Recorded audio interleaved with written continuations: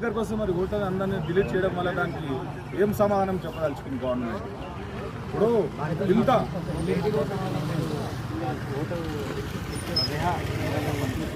15 రోజుల కిందట నేను చెక్ చేయడం జరిగింది, అందులో ఉంది.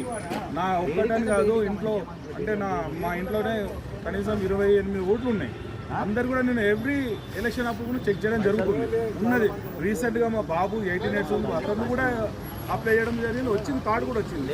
ఇప్పుడు ఓటు వేద్దామని ఇక్కడ వచ్చేసరికి నాదే తీయడం జరిగింది. నాతో పాటు ఎంతో మందిది ఈ విధంగా చేయడం జరిగింది. మరి దానికి సమాధానం ఏంటి?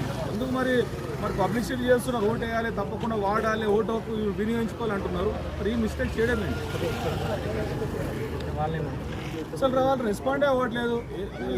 సిఐ గారు ఉన్నారు, ఏసీపీ గారు ఉన్నారు, మాకు సంబంధం లేని విషయం. ఆర్డీఓ గారికి కూడా ఫోన్ చేయడం జరిగింది. మేము ఫోన్ చేస్తే సమాధానం ఇవ్వట్లేదు. వాళ్ళు మీరు కంప్లైంట్ చేయండి, ఎవరు కంప్లైంట్ చేయమంటే చెప్పు.